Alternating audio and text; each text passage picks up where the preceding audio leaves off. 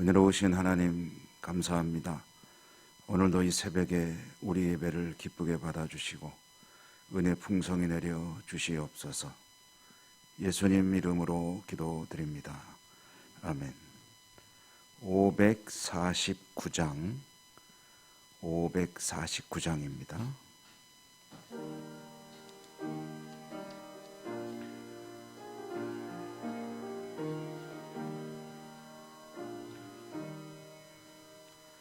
내 주여 뜻대로 행하시옵소서. 오 몸과 영혼을 다 주께 드리니 이 세상 고락한 주 인도하시고 날 주관하셔서 뜻대로 하소서. 내 주여 뜻대로 행하시옵소서. 근심 중에도 낙심케 마소서. 주님도 때로는 울기도 하셨네. 날 주관하셔서 뜻대로 하소서. 내 주여 뜻대로 행하시옵소서. 내 모든 일들을 다 주께 맡기고 조천성 향하여 고요히 가리니 살든지 죽든지 뜻대로 하소서. 아멘.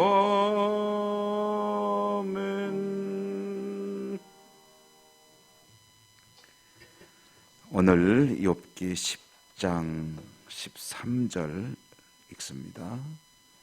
욥기 10장 13절 13절부터 끝절 22절까지 교독합니다. 13절. 그러한데 주께서 이것들을 마음에 품으셨나이다. 이 뜻이 주께 있는 줄을 내가 아나이다. 내가 범죄하면 주께서 나를 죄인으로 인정하시고 아니하시나이다. 내가 악하면 화가 있을 것이오며 내가 의로울지라도 머리를 들지 못하는 것은 내 속에 부끄러움이 가득하고 내 환난을 내 눈이 보기 때문이니이다. 내가 머리 젊은 사자처럼 나를 사냥하시며 내게 주의 놀라움을 다시 나타내신 주께서 자주 증거하는 자를 바꾸어 나를 치시며 나를 향하여 진노를 더하시니 군대가 번갈아서 치는 것 같으니이다. 그래서 나를 대해서 나오게 하셨어. 지함이니까 그렇지 아니하셨다. 내가 기운이 끊어져 아무 눈에도 보이지 아니했을 것이라. 있어도 없던 것 같이 되어서 태에서 바로 무덤으로 옮겨졌으리이다. 내 날은 적지 아니하니 그치시고 나를 버려두사 잠시나마 내가 돌아오지 못할 땅 곧 어둡고 죽음의 그늘질 땅으로 가기 전에 그리하옵소서. 땅은 어두워서 흑암 같고 죽음의 그늘이 져서 아무 구별이 없고 광명도 흑암 같으니이다. 아멘. 오늘도 주님의 은혜가 함께 하시기를 기원합니다. 욥기에 대한, 욥이라고 하는 인물에 대한 우리의 통상적인 그런 생각은 엄청난 시련과 고난을 이유 없이 겪었지만 믿음으로 이겨낸 사람이다 라는 그런 생각을 가지고 있는데요. 욥기를 읽어나가다 보면 사실 사람은 별로 다르지 않다는 것을 느끼게 됩니다. 욥이라는 사람의 믿음이 시원찮다는 것이 아니고 이런 극한의 고통에 처하게 되면 누구나 하나님을 원망하고 하나님께 조금은 좀 당돌해 보일 정도로 이와 같이 저항을 하는 그런 모습을 보인다 하는 것을 알 수가 있죠. 성도의 입장에서 이런 시련과 고난의 시간을 보낼 때에 가장 답답한 것은 자주 말씀드리지만 하나님의 침묵이라고 할 것입니다. 하나님께서 설명을 해주시면 가장 좋을 것이고 또 이런저런 어떤 부르짖음, 외침이 있을 때 대답이라도 한번 해주시면 좋겠는데 아무런 반응이 없이 묵묵부답으로 있을 때, 곧 하나님의 침묵이 있을 때가 성도로서는 가장 답답하죠. 인간관계 속에서 가장 안 좋은 것 중에 하나가 이 침묵이라고 합니다. 부부간에 예를 들어서 냉전을 벌일 때 이제 이런저런 어떤 좀 대화를 시도해도 서로 무시하고 대답을 안 하는 것이 가장 상대방에게 이제 상대방을 힘들게 하는 그런 방법이 되고 좋지 않은 그런 대응 방법이죠. 일본의 엔도 슈사쿠라고 하는 아주 세계적인 또 작가가 있죠. 이분은 기독교적인 문학 작품을 많이 써내기도 했는데요. 이번에 작품 중에 아주 유명한 침묵이라고 하는 소설이 있습니다. 이 소설은 물론 없는 이야기를 가지고 지어낸 이야기는 아니고 있었던 일을 이제 소재로 해서 이제 작가가 거기에 자신의 상상력을 더해서 이제 쓴 소설이죠. 영화로도 제작이 되어서 어떤 기독교인들은 좀 많이 보기도 한 그런 소설인데요. 침묵, 제목 그대로 이제 내용이 그런 것이죠. 도요토미 히데요시가 다스리던 그리고 이제 사무라이 시대, 군벌 시대죠. 군인들이 다스리던 그 시대에 선교사들이 이제 들어와서 이제 선교를 하는 과정 중에 일어나는 여러 가지 박해, 핍박 사건들을 가지고 이제 쓴 소설인데요. 선교사들은 자기 눈으로 목격을 합니다. 이제 포교를 하고 전도를 해서 한 마을이 예수님을 영접하여 믿게 되고 또 많은 사람들이 하나님께로 돌아오는 그런 역사들이 있게 되는데 이제 군대에서는 그것을 이제 엄청난 그런 폭력으로 짓밟는 거죠. 그런데 정말 그 가장 견딜 수 없는 것이 뭐냐 하면 이 선교사들을 잡아다가 고문을 하고 죽이고 하면은 선교사들은 그거를 이제 즐거움으로 받아들입니다. 기쁨으로 받아들여요. 믿음의 사람들은 그렇게 하죠. 그런데 선교사들은 이제 눈으로 그것을 보게 하고 그 앞에서 복음을 받아들인 성도들을 이제 죽이는 겁니다. 고문을 하고 마을을 불태우고 바닷물 속에다가 이제 집어 던지고 하는 그런 상황을 바라보면서 선교사들은 차라리 나를 고문해라, 나를 잡아가라, 나를 죽여라 라고 저항하지만 아주 이 교묘한 그런 이 사람들은 선교사들에게는 자 이래도 네가 예수를 인정하겠느냐, 예수를 부인한다면 저 사람들 다 살려주겠다 이렇게 압박을 하니 선교사들이 결국은 거기서 예수를 부인하고 그리고 이제 생명을 유지하는데 유해부에는 그게 어떻게 알려지냐면은 선교사가 이제 배교를 했다 하고 알려지게 되는 그런 이야기입니다. 그때 선교사들은 하나님을 향해 부르짖죠. 왜 성도들의 마을이 불타고 있는데 하나님은 가만히 침묵만 하고 계십니까? 왜 성도들이 저렇게 고문을 당하고 학살을 당하는데 가만히 보고만 있는 겁니까? 차라리 나를 제물로 받으시고 저들을 살려주십시오 라고 외치는데 뭐 아무 반응이 없는, 하다못해 천둥이라도 한번 치면 하나님이 들으시나 할 텐데 아무런 변화가 없는 거예요.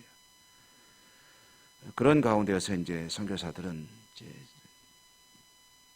정부의 요구대로 예수님 부인하고 그들이 원하는 그런 이제 삶을 살아가게 되는, 일본인과 결혼도 하고 뭐 그런 이제 이야기의 소설인데요. 욥의 항변을 가운데서도 이제 그런 모습들이, 고통들이 느껴지는 거죠. 왜 그런지 좀 이유라도 알고 내가 이런 고난을 겪는다면 그렇다면 좋겠다. 근데 아무 대답도 없고 하나님과 나하고 한번 재판을 할 수 있는 누군가가 있으면 좋겠다. 하나님을 상대로 송사라도 하고 싶다. 하지만 도대체 누가 그럴 수 있겠느냐 하는 그런 하소연도 하고, 그러면서 결국 이제 오늘 읽은 말씀 속에서 욥이 하는 얘기는 이제 내가 뭐 죽음의 길로 가는 것밖에 없는 것 같은데 죽을 때까지 좀 제발 고통이라도 없도록 좀 가만 좀 놔둬줬으면 좋겠다 하는 그런 이야기를 하고 있죠. 잠시나마 그냥 두어주시오. 20절 말씀에 보면 내 날은 적지 아니하니까, 내 인생이 이제 얼마 안 남지 않았습니까? 그런즉 그치시고 나를 버려두사 잠시나마 평안하게 하시되, 그러니 이제 그만 좀 하십시오. 이제 그만하시고 나를 내버려 두어서 잠시라도 편안하게 있다가 죽게 해 주십시오 하고 외치는 그런 대목입니다. 자, 여러분, 이제 우리는 이 욥기를 읽어 나가고 있고 욥의 이야기들 속에서 또 이제 친구들의 이야기들 속에서 이런저런 여러 가지 어떤 영적인 통찰들을 얻어 가는데요. 이제 또 이런 관점에서 보는 것도 좋겠습니다. 욥기를 읽어 나가노라면 사실 욥이라는 건 형식으로 보면은 일종의 무슨 대화 형식이고, 또 어떤 문학의 틀로 본다면 무슨 희곡 같은 걸 읽는 것 같아요. 그래서 연극의 대본 같은 게 되는 거죠. 그래서 만약에 이제 어떤 성경 작품을 가지고 성경 말씀을 가지고 책을 가지고 무슨 교회에서 연극을 한번 고등부에서 해본다 또는 청년부에서 해본다 한다면은 욥기가 상당히 이제 수준 있는 그런 작품을 할 수 있을 것으로 생각이 됩니다. 근데 배우 몇 사람이 나와서 이 말씀을 깊이 묵상하고 서로 이제 주고받는 대화, 이제 그것을 이제 우리 또 일반 성도들께서 이제 보고 있다 할 경우에 욥기를 읽을 때 이제 그런 느낌이 들어요. 마치 욥과 세 친구가 지금 무대에서 주고받는 이야기를 이제 연극을 통해서 보듯이 쭉 읽어 나갈 때 관객의 입장에서는 결말을 다 알고 있죠. 하나님도 알고 계시고 이제 배우들도 알고는 있지만 배우들이 연기하는 그 시점에서는 모르는 상태에서 이제 연기를 해야 되는 거죠. 말하자면 욥은 모르지만 사실 이 성경을 읽어 나간 우리들은 이미 알고 있습니다. 답이 이미 나와 있는 것이죠. 뭐냐 하면은 욥이 이와 같이 고통 속에서 하나님께 부르짖는 것은 충분히 공감이 되고 이해가 되는 부분이긴 하지만 그래도 욥이 취해야 되는 태도는 한 가지 길밖에 없다. 아무리 고통이 심하고 힘들어도 이겨내야 한다. 믿어야 한다는 것이죠. 그 믿음의 끝에는 뭐가 있냐면 하나님은 선하시다는 것. 하나님은 욥을 사랑하시고 하나님은 욥을 결국은 구원하시며 그의 삶을 더 높은 믿음의 단계로 이끌어 가시고 축복하시는 분이시다라는 것. 물론 욥이 겪게 된 그 고통이 그게 뭐 별거 아니다, 얼마든지 견뎌내야 하는 것이다, 이런 의미에서의 말씀은 아닙니다. 인간의 극한을 인내에 참을 수 있는 한계를 벗어난 것이라고 할 수가 있겠죠. 그렇지만 하나님은 왜 이러시나 하고 일종의 항변이나 저항을 욱하는 순간 할 수는 있겠지만 근본적으로 하나님은 선하시다는 것을 기억하며 욥이 초기에 보였던 모습 그대로 주신 분도 하나님이시요 취하신 분도 하나님이시니 모든 것이 하나님께서 하시는 것이다. 그러므로 자신의 입술로 범죄하지 않고 있는 그 모습이 사실은 성도들이 가져야 될, 끝까지 지켜야 될 그 믿음이 되겠죠. 주기철 목사님 말씀도 가끔 드리고 하는데 이제 그 혹독한 그런 일제의 고문 속에서 그것을 이겨나갈 수 있었던 유일한 힘은 하나님께서 이 시련을 통해서 이겨나갈 때 한국교회를 축복하시고 자신의 그 헌신 삶을 통해서 영광을 받으시고 결국은 승리의 길로 가야 한다는 믿음의 산물이 아니겠습니까? 우리의 삶에도 여러 가지 어려움들이 있지만 결국 그 답은 한 가지로 귀결이 됩니다. 하나님이 옳으시다. 하나님은 틀리는 것이 없으시다. 결국 하나님께서 모든 것을 합력하여 선을 이루게 하신다라는 믿음. 여러분 지금 내 생각에 모순되어 보이는 것 같고 풀리지 않는 문제로 답답한 일들이 있지 않으십니까? 그런 것들도 이미 답은 주어져 있습니다. 중요한 것은 내가 믿음을 지키느냐 아니면은 그것으로 인해서 잠시라도 하나님께 좀 불편한 마음을 가지느냐 하는 차이가 있을 것입니다. 하나님은 틀림없이 우리 모두를 사랑하시고 축복하시며 구원하십니다. 그 하나님을 믿고 의지하며 승리하시는 복된 하루 되시기를 주님 이름으로 축원합니다. 은혜로우신 하나님 감사합니다. 욥의 이야기를 들으며 욥의 항변을 바라보며 한편으로는 참으로 견딜 수 없는 시련 속에 힘겨운 욥의 상황, 어쩌면 그래도 욥의 믿음이기에 이렇겠구나 하고 생각을 하면서도 이미 성경을 통해 답은 주어져 있기에 또 저희들의 삶 가운데도 혹여라도 힘겹고 어려울 때 결국은 믿음이구나 하는 것을 다시 깨닫게 됩니다.